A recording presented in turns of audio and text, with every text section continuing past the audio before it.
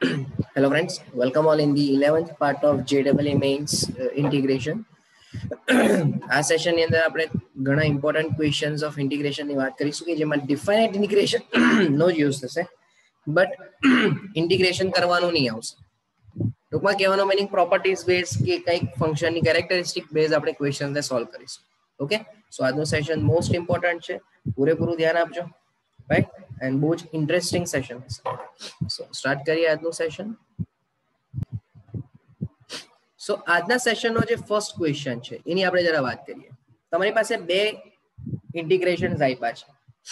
એક આપ્યું છે આઈ ની વેલ્યુ તમને આપી છે 0 થી 1 sin x by root x dx. હવે તમે એક કન્ડિશનને ઓબ્ઝર્વ કરો ને તો sin x by root x આનું ઇન્ટિગ્રેશન પોસિબલ જ નહીં થશે તમારા. એનું રીઝન તમને કહું કે sin x ની અંદર તમે એટલે બેઝિકલી તમારે એને સોલ્વ કરવું હોય તો તમે ઇન્ટિગ્રેશન બાય પાર્ટ્સ એટલે કે ખંડસ્થ સંકલનનો ઉપયોગ કરશો. પણ ખંડસ્થ સંકલન દ્વારા પણ u કોને ને v કોને, ધારો કે તમે 1/√x ને u કીધું તો એની તો ઘાત માઇનસમાં છે એટલે ગ્રેજ્યુઅલી ઘાત ઘટતી જશે એટલે ટર્મ અપ ટુ ઇન્ફાઇનાઇટ જયા કરશે. ઇન્ટિગ્રલ તરીકે લેશો v તરીકે તો પણ ઘાતમાં પ્લસ થતું થશે. ટૂંકમાં 1/√x એક એવું ટર્મ છે કે જેના ખંડસ્થ સંકલનમાં ઉપયોગથી તમને ક્યારે પણ કોઈ એક ફિક્સ આન્સર મળવાનો નથી, બરાબર. એટલે sin x by root x નું સંકલન ખંડસ્થની મદદથી તો પોસિબલ જ નથી. અને જ્યારે બે વિધેયનો ભાગાકાર કે ગુણાકાર ને એમાં પણ બે અલગ વિધેયનો ભાગાકાર કે ગુણાકાર આવે તો આપણી પાસે બીજો કોઈ સંકલનનો રૂલ કે એ નથી, બરાબર. તો આમાં કમ્પલસરી તમારે શું વિચારવું પડે તો કે તમારે એક પ્રોપર્ટી વિચારવી પડે. શું? બહુ ધ્યાનથી સમજો. આ પ્રોપર્ટી ઓલરેડી તમે 11મા ધોરણમાં લક્ષ ચેપ્ટરની અંદર ભણીને આવ્યા છો. શું? તો કે ભાઈ 0 less than x less than π/2, 0 થી π/2 ની વચ્ચે always sin x is less than x. Sorry, this is one of the most important property. આ આપણને ખબર હોવી જોઈએ. હવે સર અમને નહીં ખ્યાલ હોય તો શું કરવું? તો તમારે ધ્યાનમાં રાખવાનું. હવે કેમ એવું? તો કે તમે ગ્રાફ વિચારો તો જોજો, ધ્યાનથી સમજો. આ 0 થી π/2 માં સાઇન નો ગ્રાફ અને અહીંયાથી આ રીતે 0 થી π/2 માં રેખાનો ગ્રાફ. ઓલવેઝ આ જે વિધેય થયું તે y બરાબર sin x થયું અને આ જે વિધેય થયું તે y બરાબર x થયું. ઓલવેઝ 0 થી લઈને π/2 ની વચ્ચે sin x નો જે ગ્રાફ છે એ x ના ગ્રાફ કરતા નીચે જ હશે. તો ક્લિયર છે કે 1 એટલે 1 π/2 એટલે 1.57, તો 1 એટલે અહીંયા કશે હશે ભાઈ, ધારો કે તો 0 થી 1 માં પણ તમને જે કન્ડિશન મેં આપી કઈ sin x less than x એ તો ફોલો થવાની જ છે. બોલો આ કે ના? હવે શું કરવાનું તો કે ઇમ્પ્લાઇઝ બંને બાજુ તમે √x વડે ભાગાકાર આપી દો. હવે કોઈકને એમ થાય કે સર √x વડે ભાગાકાર આપીએ તો એ તો ધન જ થવાનું કે ઋણ થવાનું? તો ભાઈ હંમેશા ધન જ થાય. આપણને ખબર છે કે 0 થી 1 માં તમે x ની કોઈ બી કિંમત લો તો એનું વર્ગમૂળ હંમેશા ધન જ થશે. તો ટૂંકમાં હવે તમારો મિનિંગ શું થઈ ગયો કે sin x by √x જે છે, બહુ ધ્યાનથી સમજો, sin x upon √x જે છે એ લેસ ધેન √x આવી ગયો. હવે તમે આની બંને બાજુ સંકલન કરશો એટલે sin x by √x dx less than 0 થી 1 માં √x dx. તો જે ડાબી બાજુનું ટર્મ હતું એ થઈ ગયું તમારું i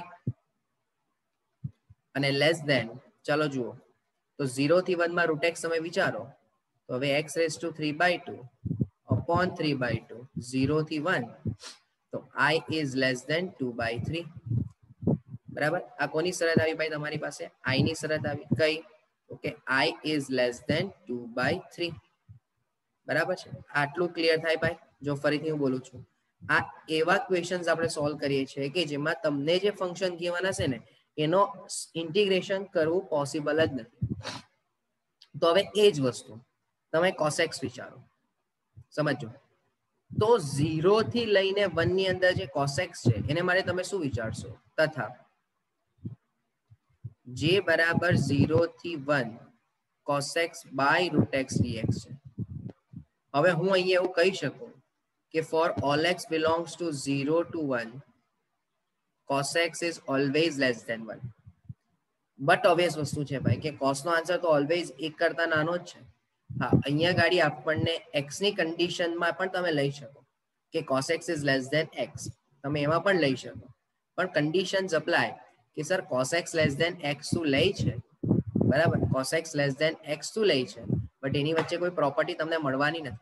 પણ તમને યાદ હોય ને તો આવી પ્રોપર્ટી તમે સ્ટડી કરીને આવેલા હતા કે cos x is less than sin x by x is less than 1. આવી એક પ્રોપર્ટી તમે સ્ટડી કરીને આવ્યા છો, બરાબર.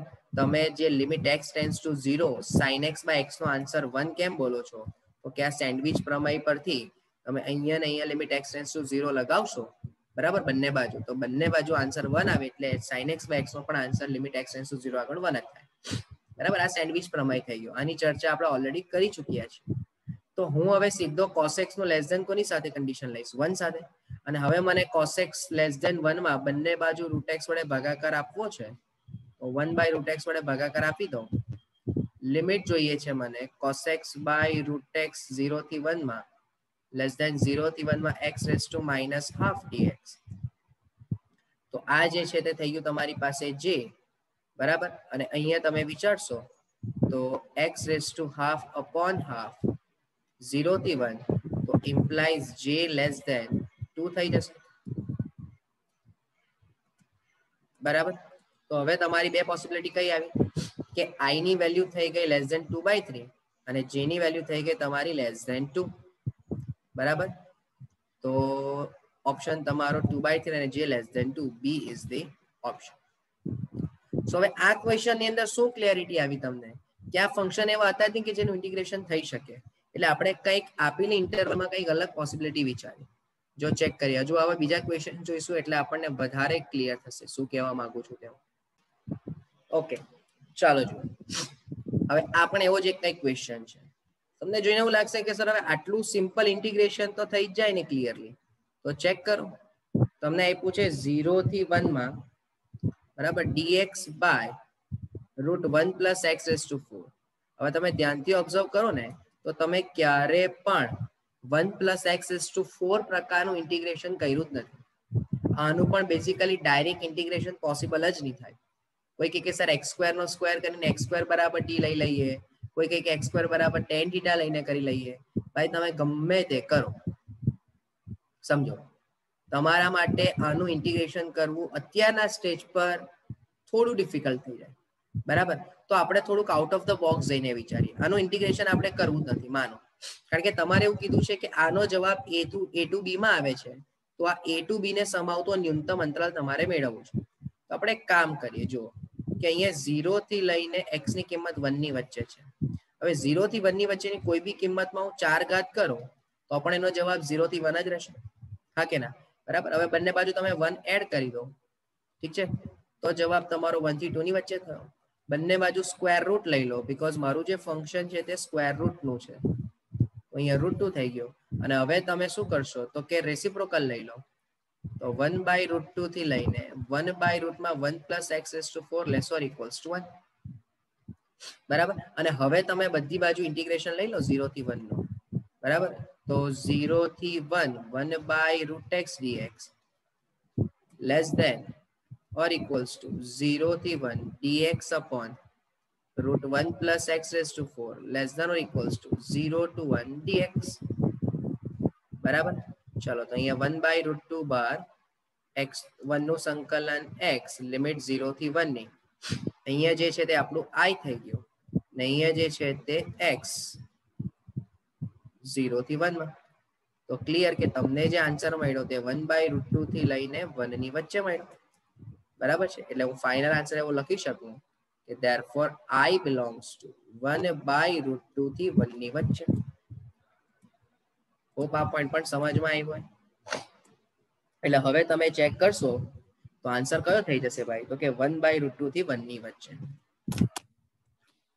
ઓકે, હવે બીજો એક પોઈન્ટ કે સર અમને બીજું કેવી રીતે ખબર પડે કે ભાઈ ઇન્ટિગ્રેશન નથી કરવાનું?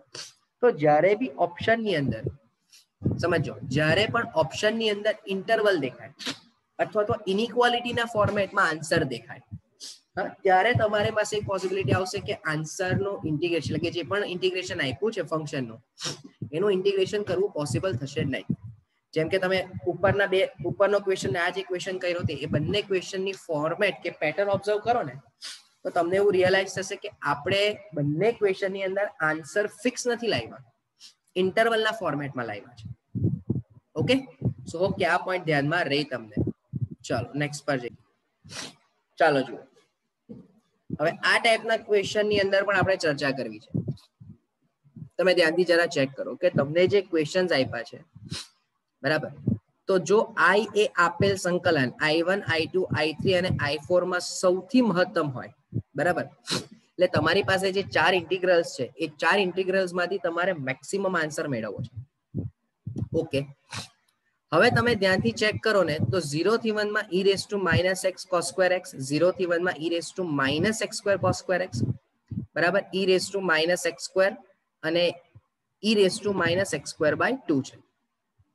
ઓકે, તો સૌથી પહેલું કામ કોઈ એમ વિચારે કે સર આપણે ઇન્ટિગ્રેશન કરીએ તો ભાઈ મને પ્રોબ્લેમ નથી. જો તારી પાસે છે ને આનું અને આનું તો એક વખત ઇન્ટિગ્રેશન થાય, પણ એમાં પણ પ્રોબ્લેમ શું આવે, જે x સ્ક્વેર છે ને એનું ઇન્ટિગ્રેશન કરવું મોસ્ટ ડિફિકલ્ટ, કારણ કે એની ઘાતમાં -x સ્ક્વેર છે. તો સર હવે આમાં શું પોસિબિલિટી?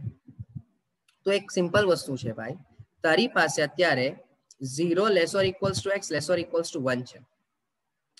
તું 0 થી 1 માં x ની કિંમતમાં માઇનસ કર, તો -< x < 0. ચાલ હવે તું e ની ઘાત લઈ લે, તો e - 1 < e - x < 0. એટલે તને 1/e થી e - x નો આન્સર કોની વચ્ચે મળ્યો? 1 ની વચ્ચે મળ્યો. બહુ ધ્યાનથી સમજે હા, શું સમજાવું છું તે ભાઈ, આ બહુ ક્લિયર સમજો. હવે સાથે સાથે e - x સ્ક્વેર પણ છે, તથા જોજો તમે 0 થી 1 માં કોઈ પણ કિંમતનો સ્ક્વેર કરો તો એ 0 થી 1 માં જ રહે. પાછું તમે -1 વડે મલ્ટીપ્લાય કરો તો -1 < x square < 0, બરાબર. અને હવે e મલ્ટીપ્લાય કરો તો e - 1 < x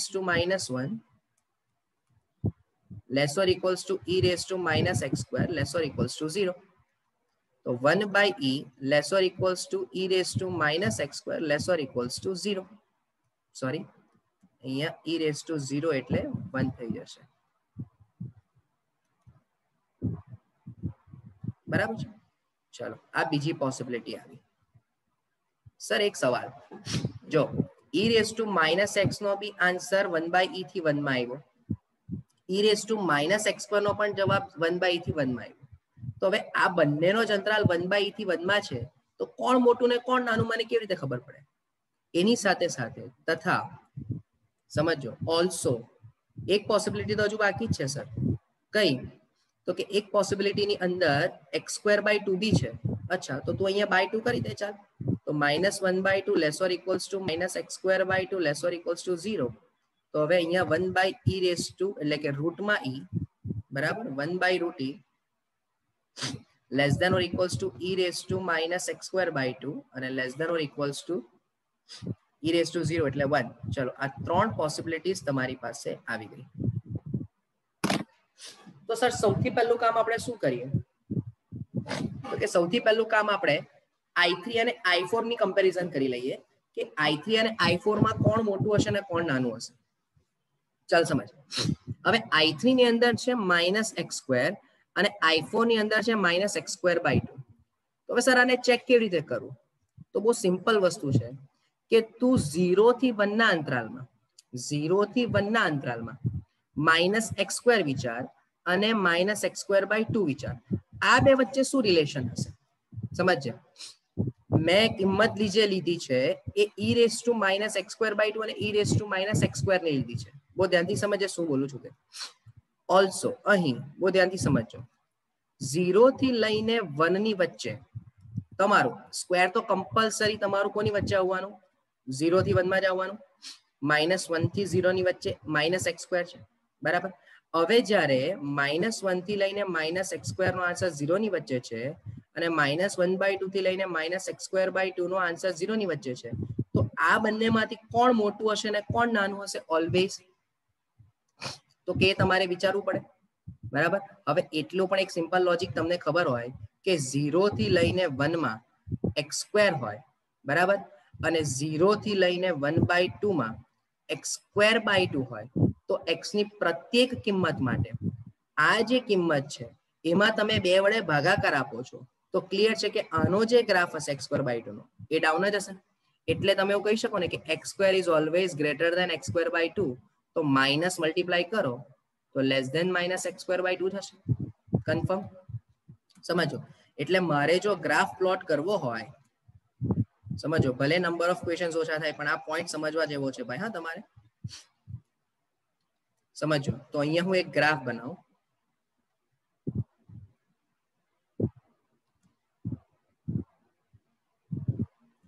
સમજો કોનો ગ્રાફ બનાવવો છે તે પણ ધ્યાનથી સમજો. 1/√e. હવે ક્લિયર છે કે 1/√e એટલે પહેલા આવશે કશે, ત્યાર પછી 1/e આવશે, બરાબર, અને અહીંયા છેલ્લે 1 આવશે. હવે બહુ ધ્યાનથી સમજો.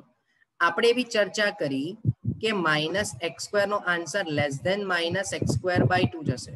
તો ક્લિયર છે કે e⁻x² નો આન્સર પણ e⁻x²/2 જ આવવાનો for every values of x between 0 to 1.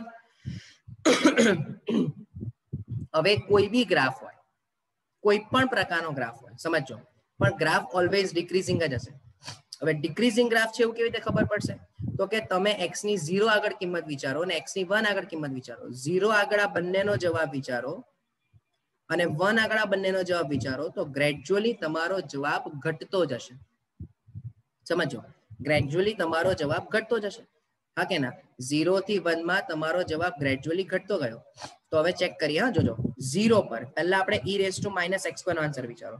બોલો, 0 પર x = 0 પર e⁻x² નો આન્સર 1 છે અને 1 પર 1/e છે. એટલે જ્યારે x ની કિંમત તમારી 1 હોય ત્યારે અહીંયા કશે 1/e મળશે. એટલે મેં એક પોઈન્ટ અહીંયા તમારે આ 1/e અહીંયા નહીં આવશે, અહીંયા તો ખાલી 2 જ પોઈન્ટ આવશે. કયા?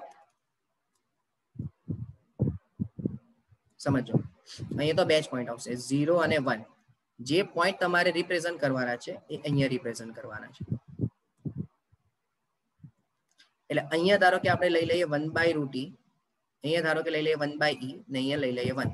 ચાલો બહુ ધ્યાનથી સમજો. હા, ગ્રાફ પહેલા આપણે e⁻x² વિશે વિચારીએ. તો e⁻x² નો 0 આગળ જવાબ છે 1 અને 1 આગળ જવાબ છે 1/e. એટલે કંઈક ગ્રાફ તમને આ રીતે મળશે, ઘટતો ગ્રાફ. ઓકે, હવે e⁻x²/2 નો ગ્રાફ વિચાર. તો એનો ગ્રાફ 0 આગળ તો 1 જ છે પણ 1 આગળ 1/√e મળે છે, બરાબર. એટલે એ જે ગ્રાફ છે, બરાબર, એ પણ કંઈક ઘટીને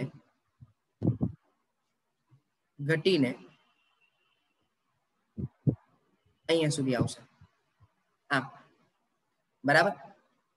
બહુ ધ્યાનથી સમજો. હા, આખા ગ્રાફની પોઝિશન જે છે એ તમારે ધ્યાનથી સમજવાની છે ભાઈ, કે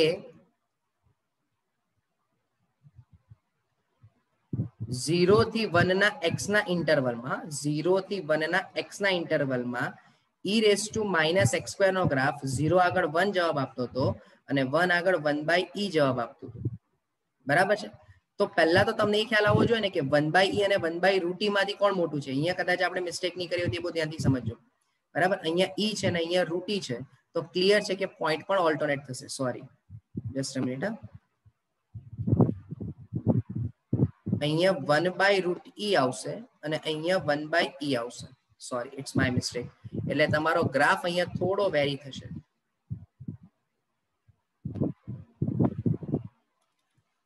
સમજો, એટલે પહેલાનો ગ્રાફ ઘટીને 1 થી ઘટીને નીચે તરફ જશે અને અહીંયાથી આ વધીને 1 પર અહીંયા 1/√e તરફ આવશે. ને આપણે પહેલા જ ચર્ચા કરી કે ભાઈ ઓલવેઝ -x² નો જવાબ લેસ ધેન -x²/2 હશે.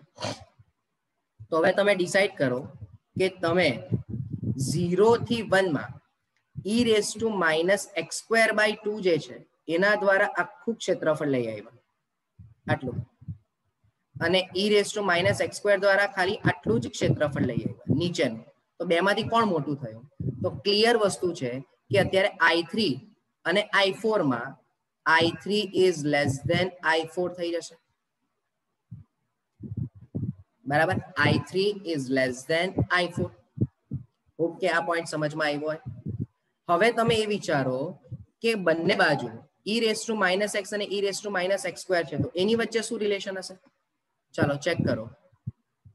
e raise to minus x અને e raise to minus x square વચ્ચે શું રિલેશન હશે? તો તમને એવો ખ્યાલ આવવું જોઈએ કે 0 થી લઈને 1 માં x નો જવાબ ઓલવેઝ x સ્ક્વેર કરતા મોટો હોય. તમે 0 થી 1 ની વચ્ચે કોઈ બી કિંમત મૂકો તો x નો જવાબ ઓલવેઝ x સ્ક્વેર કરતા મોટો. તો માઇનસ એક્સ નો જવાબ less than minus x square. તો e raise to minus x is less than e raise to minus x square. બોલો હા કે ના?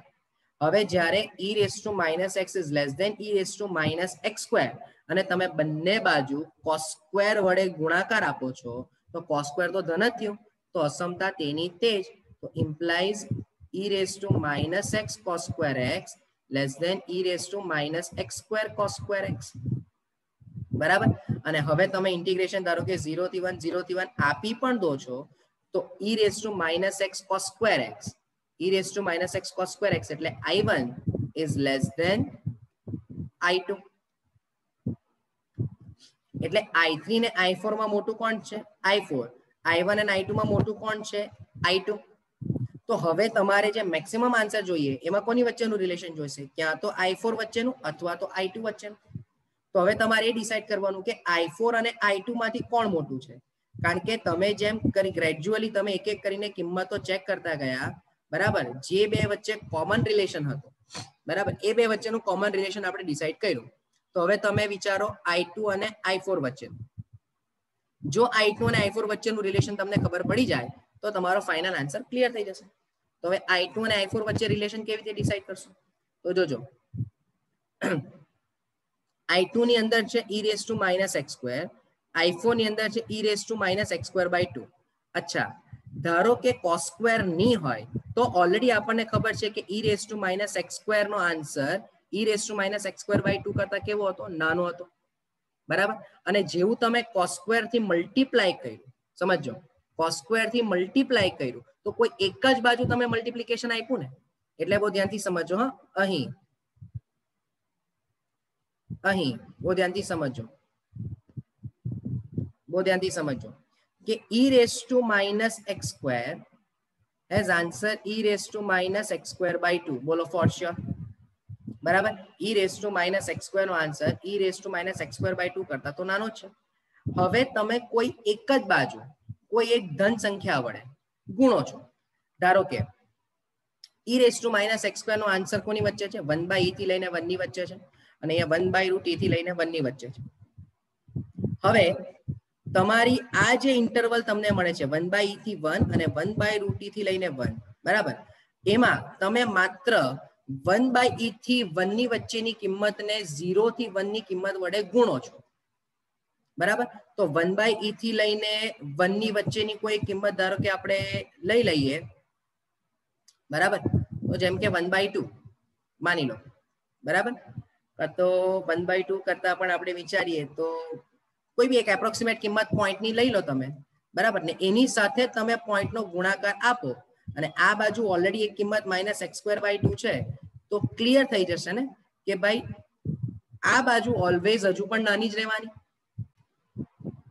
રાઈટ.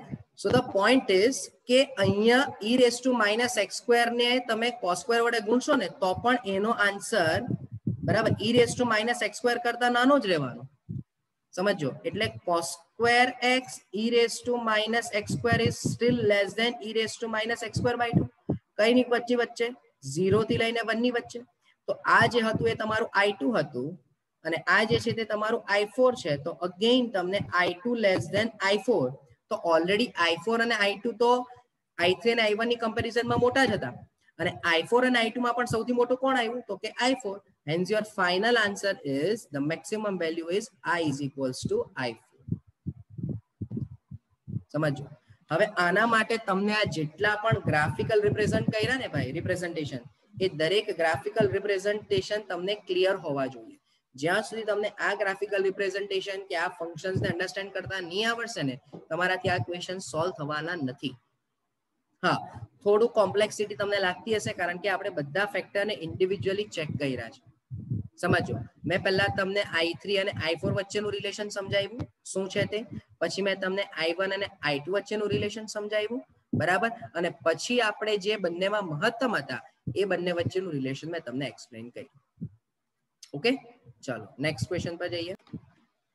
જો આ પણ સેમ ટાઈપનો ક્વેશ્ચન છે, આને પણ આપણે ડાયરેક્ટ વિચારવાની ટ્રાય કરીએ. થોડું મગજ ખુલ્લું રાખજો ભાઈ. સમજો શું કહે છે ક્વેશ્ચન ની અંદર તે ધ્યાનથી સમજો. તમને એવું કીધું છે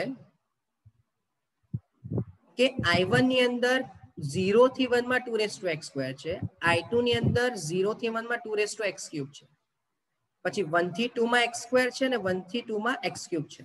તો અહીંયા બે વસ્તુ પહેલા તમે વિચારો કે જ્યારે 0 થી લઈને 1 ની વચ્ચે હોય, સમજો હા, તો x square નો પણ જવાબ 0 થી 1 માં થશે તથા x cube નો પણ જવાબ 0 થી 1 માં થશે.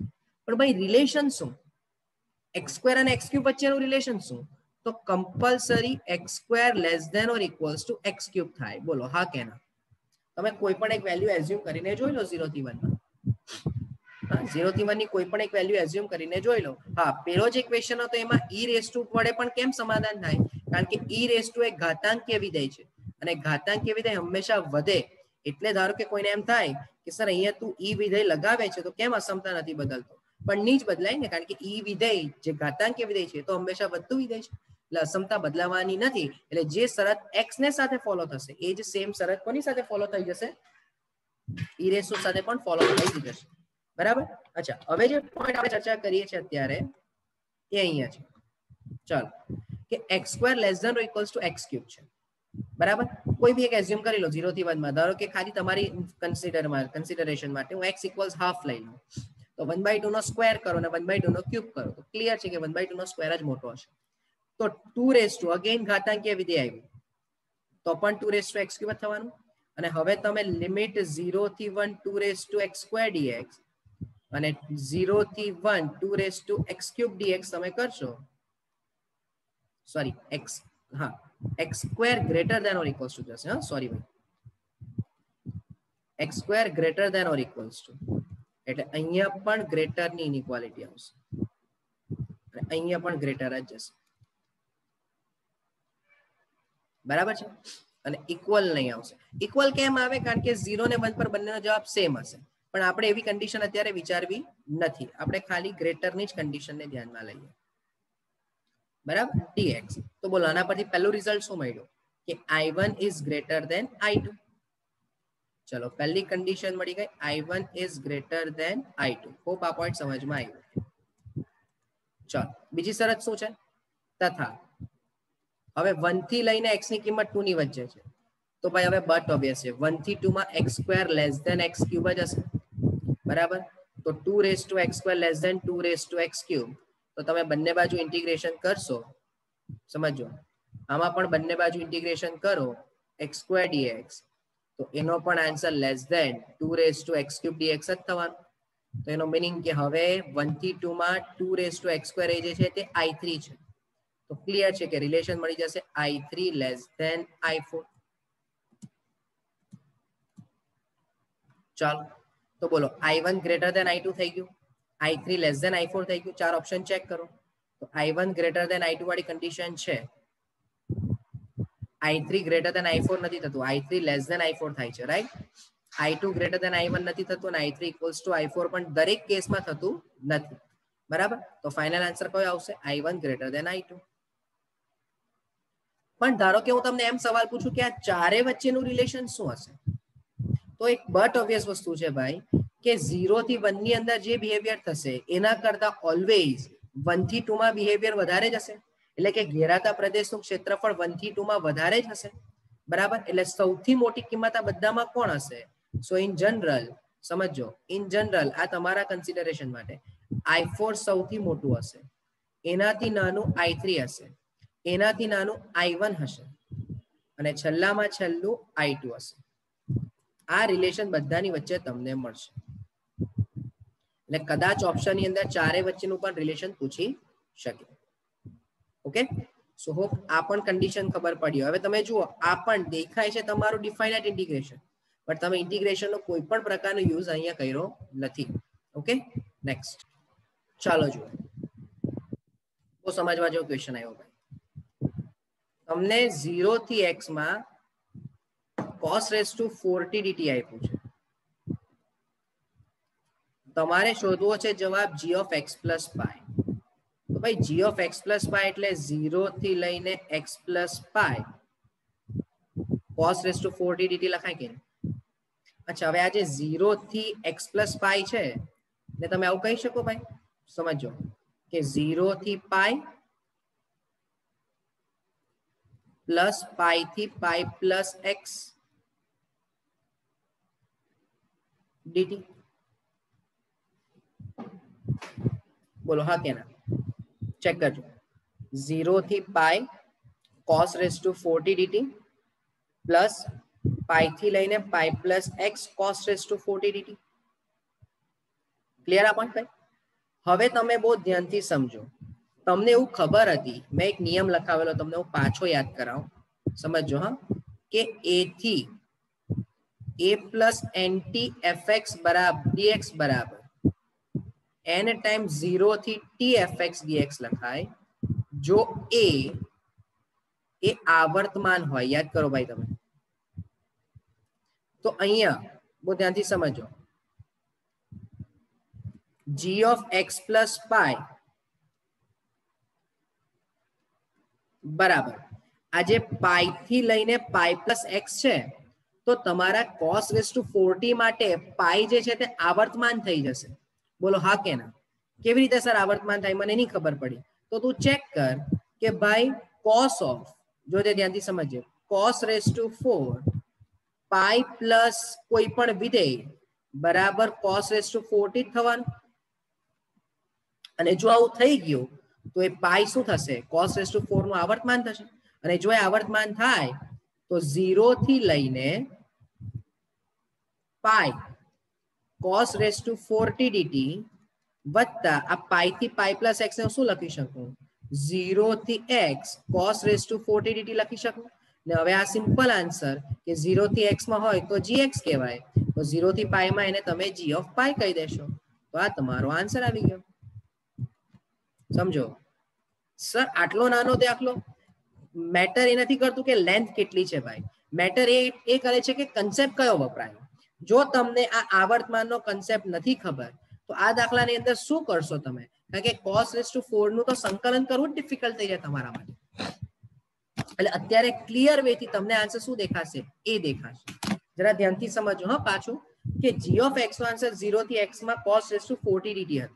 તો g of x plus pi ને તમે 0 થી x plus pi લખી જ શકો. હવે 0 થી x plus pi ને મેં લખ્યું 0 થી pi અને pi થી pi plus x બરાબર. અને pi થી pi plus x ને તમે કેવી રીતે રિપ્રેઝન્ટ કરી શકો? તો કે એઝ એન ઇન્ટરવલ. જો a થી a plus nt fx dx હોય તો n ટાઈમ્સ 0 થી t fx dx લખાય. બરાબર. આનું ગ્રાફિકલ રિપ્રેઝન્ટેશન આપણે નેક્સ્ટ સેશનમાં કન્ટિન્યુ કરીશું. ધારો કે આમાં કોઈને ઇશ્યુ આવે છે તો હું એ પણ એક્સપ્લેન કરીશ કે આ જે પ્રોપર્ટી છે એ કેવી રીતે આવશે. ઓકે, સો આજના સેશન પૂરતા આટલા ક્વેશ્ચન્સ રાખીએ. હોપ કે આખું સેશન થોડું ઇન્ટરેસ્ટિંગ હશે, લાગ્યું હશે, બીકોઝ કમ્પ્લીટલી તમારા માટે નવું જ હતું. Okay, so thank you from my side.